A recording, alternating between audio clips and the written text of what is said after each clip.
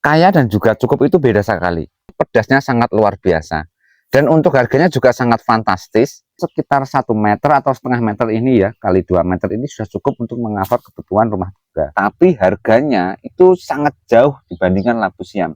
Yang menjadi tujuan hidup kami itu bukan menjadi orang yang kaya, melainkan hanya sekedar cukup. Cukup untuk kebutuhan sehari-hari, cukup untuk buat beli kendaraan, buat beli motor, buat beli mobil, dan juga buat beli rumah. Kita menanam itu tidak hanya untuk melengkapi kebutuhan dapur, tapi juga ada sisa-sisa sayur yang memang di saat panen itu kita tidak habis untuk konsumsinya sendiri. Akhirnya ya tetap paling tidak sedikit atau banyaknya ada yang kita jual gitu.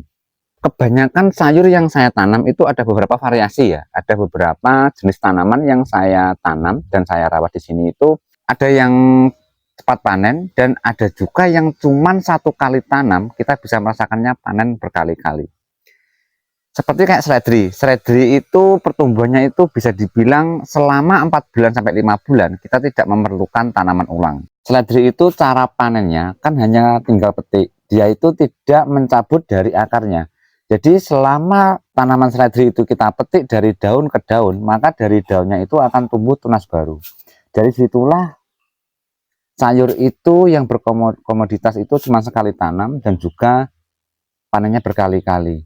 Dan selain itu saya juga menanam yang berkomoditas cepat panen, hanya 1 kali tanam tapi juga 1 kali panen juga, seperti kayak sawi. Sawi itu memang kalau dilihat memang tidak seberapa banyak yang kita tanam, tapi untuk lahan sekitar 1 meter atau setengah meter ini ya, kali 2 meter ini sudah cukup untuk mengcover kebutuhan rumah tangga atau kebutuhan dapur. Kenapa seperti itu? Karena selain sawi, kita juga menanam sayur yang lain juga. Jadi nggak setiap hari kita harus makan sawi, kita juga harus mengkonsumsi sayur-sayur yang lain juga. Semisal kayak kita juga baru mulai menanam seperti bayam ya. Bayam ini, nah ini seperti yang sahabat lihat. Di sini kan saya tutup dengan daun pisang ya. Ini baru 2 hari kemarin kita itu memberikan benih dengan jenis sayuran bayam. Bayam itu sistemnya hidupnya juga sama seperti kayak sawi, dia itu 1 kali tanam dan juga 1 kali panen. Karena ini yang kita semai ini adalah bayamnya bayam bubut ya. Kalau di tempat saya itu ada beberapa bayam. Ada bayam bubut dan juga ada bayam petik. Tapi ada juga yang mengatakan katanya bayam sapi ya seperti itu. Cuman di tempat lain daerah memang beda nama ya. Di tempat saya yang saya tanam ini adalah bayam bubut. Jadi dia sekali tanam, dia juga sekali panen juga seperti itu. Kalau untuk satu lahan kotak ini berukuran sekitar 1 meter kali 1,5 meter untuk satu kotak yang saya satu kelola ini. Dan untuk biasanya untuk satu kotak ini tidak habis selama 1 bulan. Karena misalkan hari ini kita mengonsumsi bayam, besoknya lagi kita mengonsumsi sawi, besoknya lagi kita memetik terong atau tomat, dan lain sebagainya. Karena banyak sekali sayur yang kita tanam di sini. Nah, selanjutnya itu di sini juga ada labu siam nih. Labu siam itu ya kalau misalkan kita bahas tentang secara mendetail, labu siam itu juga sama. Dia sistemnya itu sama seperti 1 kali tanam, dia juga berkali-kalinya sangat panen. Berkali-kali yang merasakan panen. Karena apa?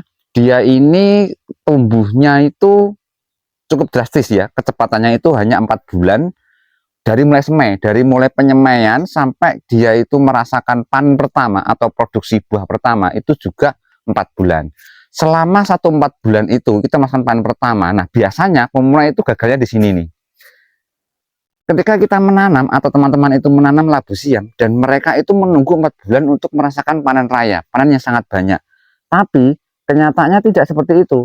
Tanaman labu siam itu panennya itu panen pertama loh ya yang saya bahas ini. Panen pertama itu adalah panen perdana. Dia tidak mungkin panen raya. Biasanya produksi pertama itu tidak banyak, tapi biasanya buahnya sangat bagus. Nah, dari panen pertama itu kita tidak memanen buahnya, tapi kita jadikan bibit ulang. Misalkan kita nanam pohon seperti ini ya, nanam labu siam.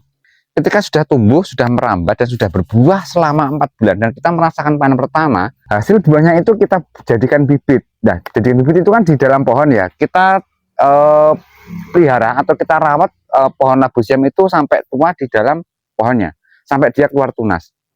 Maka itu akan menjadi bibit unggul. Setelah menjadikan bibit unggul sekitar 10 atau sampai 20 biji bibit labu siam, kita bisa mematikan atau kita bisa mencabut labu siam yang sudah tumbuh.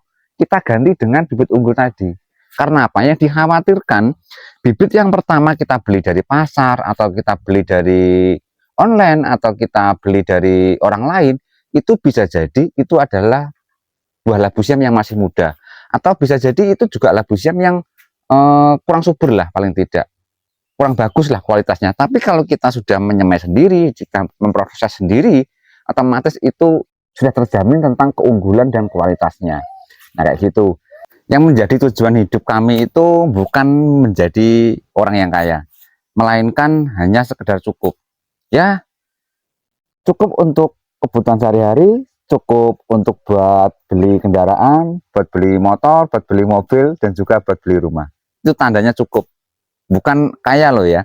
Jadi pembeda di antara kaya dan juga cukup itu beda sekali. Kalau kita ambisi dengan merasa ingin menjadi kaya, itu sangat berat sekali, kayak jauh, kayak naik tangga, itu seakan-akan sangat tinggi. Tapi jika tujuan kita atau finish kita itu sekedar cukup, maka biasanya yang sudah terjadi itu kecukupan itu sangat luar biasa bagi kita.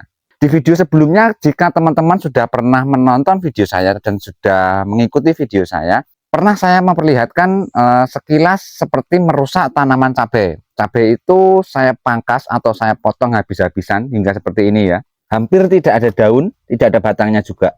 Ini sudah saya pangkas sedemikian rupa. Tujuannya itu kayak gini. Kita sudah pernah mengalami, kita sudah pernah merasakan, dan kita sudah banyak sekali mendengar. Petani cabai itu selalu pusing dengan hama yang dihadapi oleh petani cabai.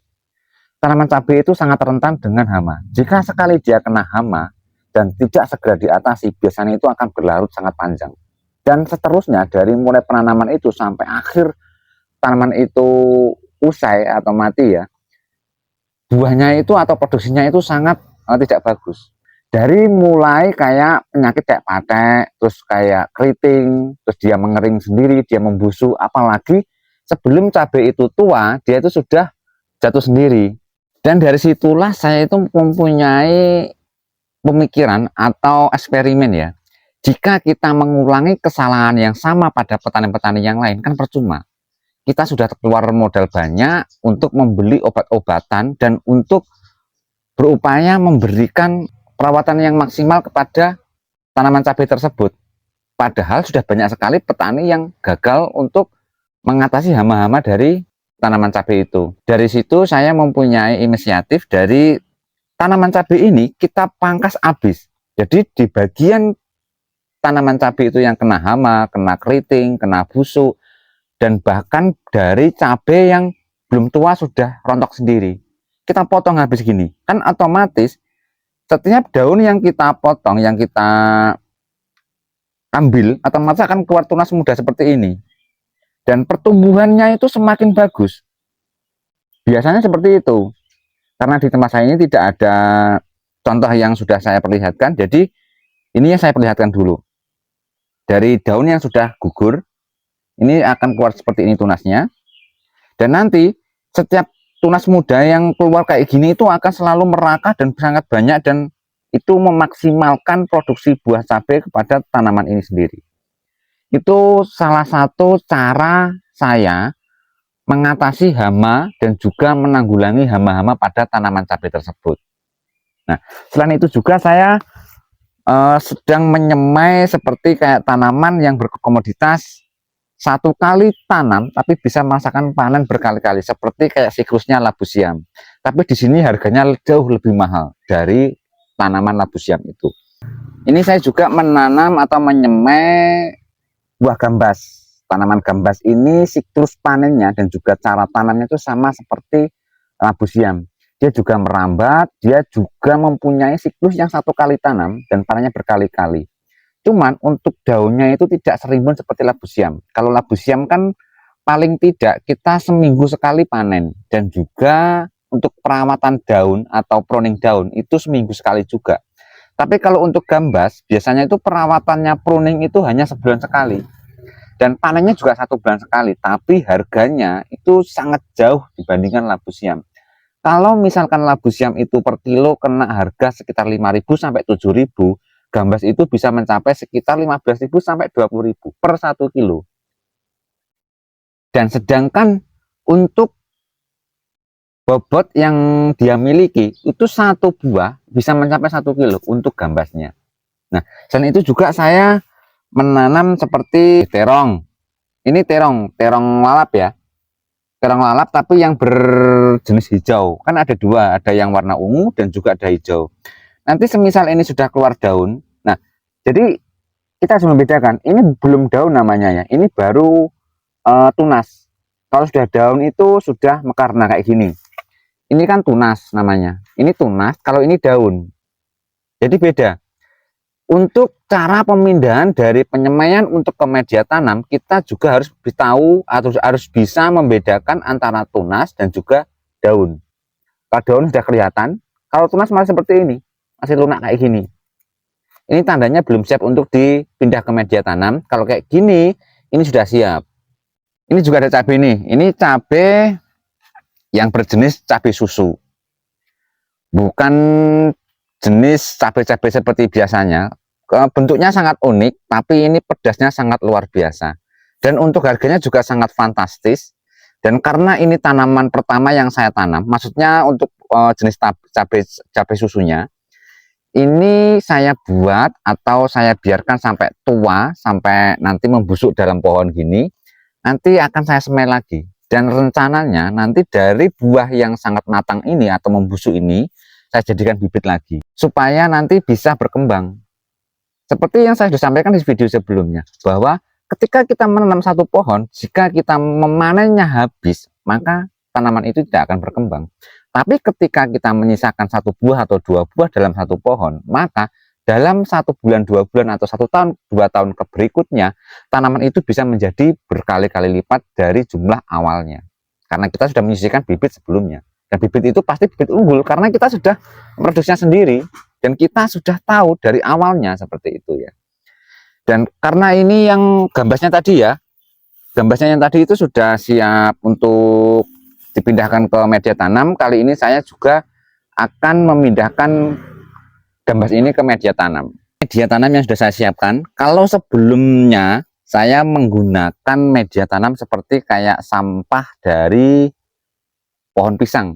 Pohon pisang itu bertujuan untuk membantu tanah itu tetap lembab. Karena sekarang saya sudah kehabisan sampah dari pohon pisang, kali ini saya menggunakan sampah-sampah daun. Sudah beberapa hari lalu sebetulnya sudah saya kumpulkan itu dari daun labu siam, daun dari terong, dari tomat, saya pruning, saya masukkan ke sini, saya kasih air, dan juga rumput-rumput liar. Rumput-rumput liar ini juga saya kayak gini, tapi saya kasih air supaya menjadi kompos. Dan untuk tanahnya, ini hanya tanah biasa yang saya kasih kotoran kambing. Pupuk kandangnya dan ke tanah dan juga kompos yang sudah disediakan itu ukurannya pas, maka biasanya tumbuhnya sangat bagus. Seperti yang sudah ada di pekarangan saya ini, semua alhamdulillah bagus-bagus, tidak ada yang terkena hama ataupun penyakit apapun, kecuali dengan binatang. Binatang itu biasanya hama itu kalau sering ke tempat saya itu adalah bunglon. Bunglon itu hamanya dari labu siam. Sedangkan kucing biasanya itu ke tempat-tempat sayur yang kotak-kotak gitu. Dia itu biasanya seperti kayak mendoker-doker gitu.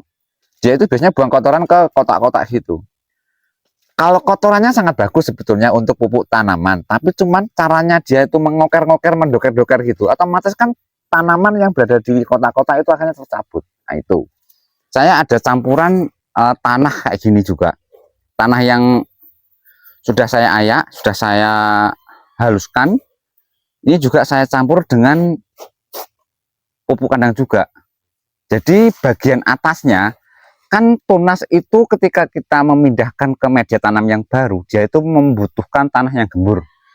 Itu yang pertama. Terus yang kedua, akar yang keluar dari tunas itu, dia kan belum kuat sepenuhnya.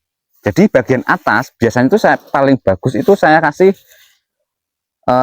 tanah yang sudah halus atau gembur, dan juga apa itu namanya, kompos atau pupuk kandang yang mendukung untuk membantu akar yang muda itu keluarnya itu bisa lebih ringan. Kalau misalkan kita menggunakan media tanam yang tanah biasa atau tanah yang keras, otomatis dari akar tunas yang baru kita tanam itu dia itu agak kesulitan untuk mencari celah atau mencari jalannya.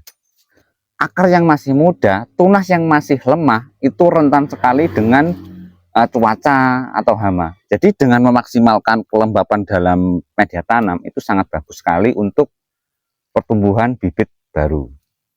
Jangan lupa dukung channel ini dengan like, subscribe, dan sampaikan pendapatmu tentang pertanian dan berkebun di belakangan rumah. Apa tanaman pertama yang ingin Anda tanam di belakangan rumah Anda? Dan selain itu, barangkali teman-teman yang sudah menekuni usaha pertanian di tahun-tahun yang lalu bisa menceritakan pengalamannya di dalam komentar ini. Siapa tahu pengalaman teman-teman bisa bermanfaat bagi teman yang lain juga. Baik, semoga video ini bermanfaat. Sampai ketemu di video berikutnya. Semoga sehat selalu, salam semangat, salam sehat, dan salam edukasi.